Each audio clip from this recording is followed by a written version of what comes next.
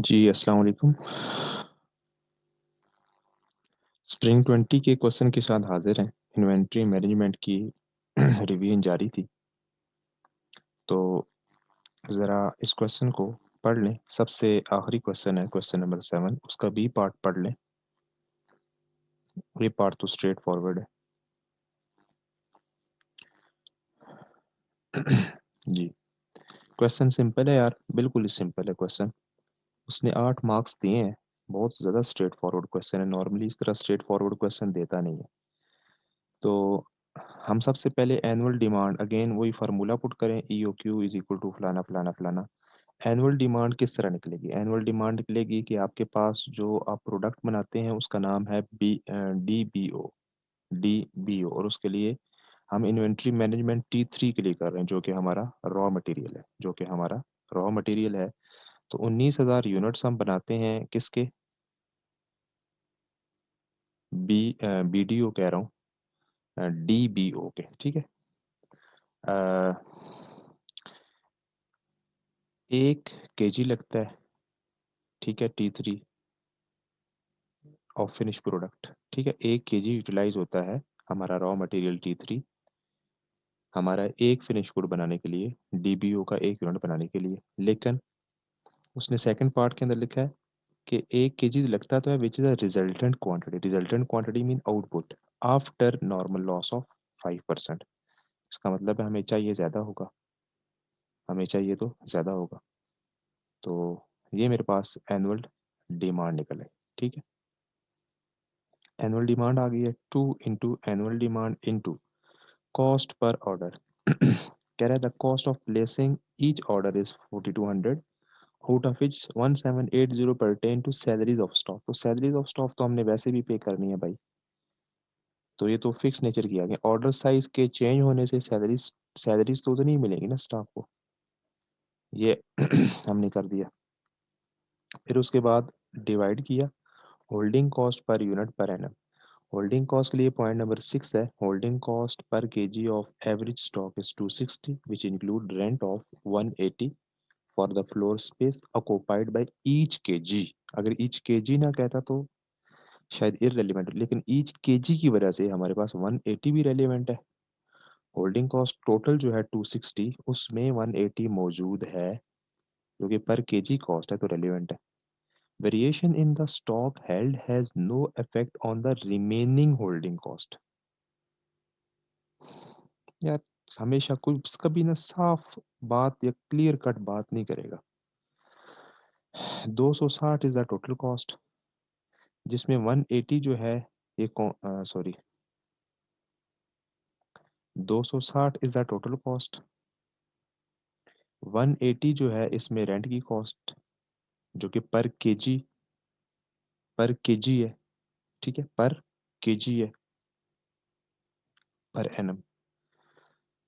बाकी कितनी बच गई? 80 रुपया। ये जो रिमेनिंग कॉस्ट की बात कर रहे हैं ना, ये रिमेनिंग इस 80 रुपये की बात कर रहे हैं। Variation in the stock held, मतलब हम ज़्यादा स्टॉक ले आए कम स्टॉक ले आए, वेरिएशन करें, वेरिएशन करें स्टॉक हेल्ड में, गोदाम के अंदर ज़्यादा माल रखें कम माल। ऑर्डर साइज बढ़ा देंगे तो ज़्यादा ज़्यादा माल आएगा, ऑर्डर साइज कम कर देंगे तो कम कम माल आएगा, स्टॉक हेल्ड कम हो जाएगा ना।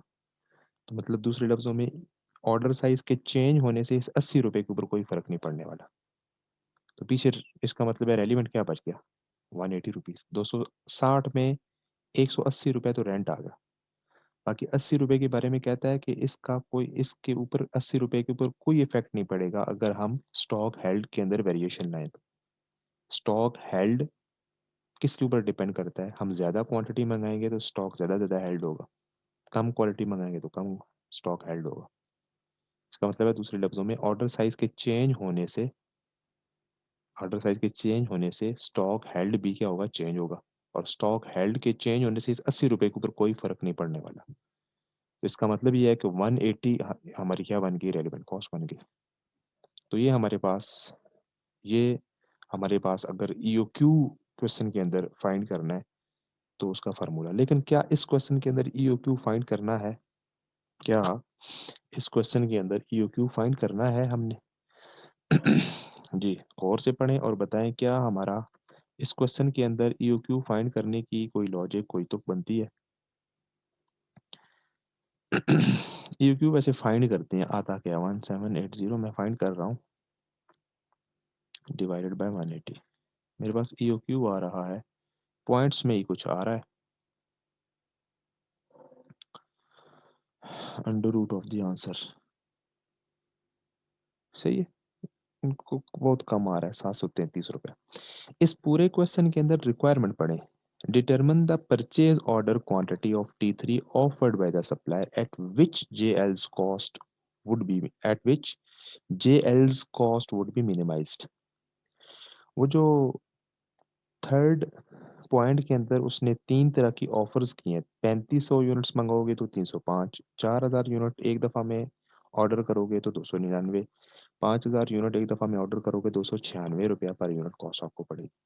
तो इस क्वेश्चन के अंदर ईओक्यू निकालने का कोई लॉजिक कोई तुक नहीं है। ठीक है, मैं एवं ही रिक्वायरमेंट पढ़े बगैर शुरू हो गया था क्वेश्चन को। तो ये एक फ़ायदा है कि आपके पास, ये एक फ़ायदा है कि आपके पास एनुअल डिमांड आ गई है। ठीक है, ये आपके पास एनुअल डिमांड आ गई है वाली, ये एनुअल डिमांड है आपके पास 20,000 केजीज या 20,000, आई थिंक सो यूनिट्स हैं, केजीज हैं, हाँ केजीज है, 20,000 केजीज।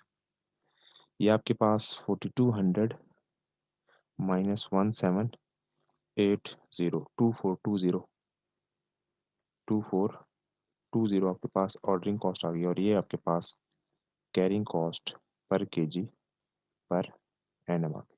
ठीक है, अब आपने क्या करना है, तीन लेवल्स दिए हुए हैं क्वेश्चन में, 3500, 4000 और 5000।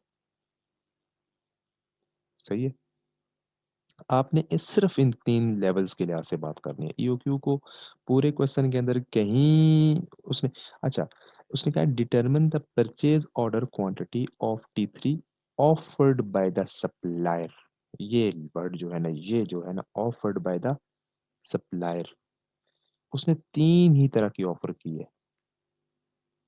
अगर क्वेश्चन के अंदर रिक्वायरमेंट ये होती, ये मेरे ख्याल में इस लेक्चर की सबसे इंपॉर्टेंट तरीन डिस्कशन चल रही है, ये वाली, ये जो दो तीन लाइंस है ये वाली।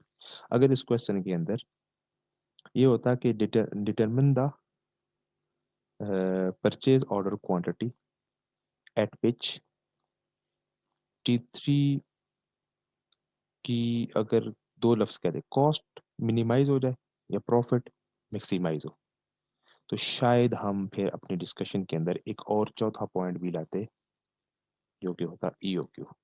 ठीक है ना, ये बात समझ आ गई है? इस क्वेश्चन के अंदर रिक्वायरमेंट में उसने स्पेसिफिकली कह दिया है कि आपने सिर्फ उन तीन लेवल्स की ही बात करनी है जो कि सप्लायर ने ऑफर मारी है। तो अगेन आप तीन तरह की कॉस्ट निकालेंगे, एक परचेज प्राइस निकालेंगे, इसी लेवल पे परचेज प्राइस निकाल दें। इससे बेहतर है इस तरह क्वेश्चन करें, ये देखें, इस तरह ज़्यादा बेहतर है। तीन लेवल हैं, 3500, और कौन सा लेवल है 4000, और कौन सा लेवल है 5000। तीन लेवल्स हैं, इन सब के ऊपर सबसे पहले होल्डिंग कॉस्ट निकालें, एनुअल होल्डिंग कॉस्ट, फिर एनुअल ऑर्डरिंग कॉस्ट निकालें, और फिर परचेज कॉस्ट। ठीक है, तीनों निकाल के स्ट्रेट फॉरवर्ड सी चीज़ें हैं, सारी चीज़ें आपके पास गिवन है। जो सबसे कम जिसके ऊपर कॉस्ट आएगी, हम कहेंगे हमें उस, वो जो ऑफर है वो एक्सेप्ट कर लेनी चाहिए, आया वो 3500 है, आया वो 4000, आया वो 5000।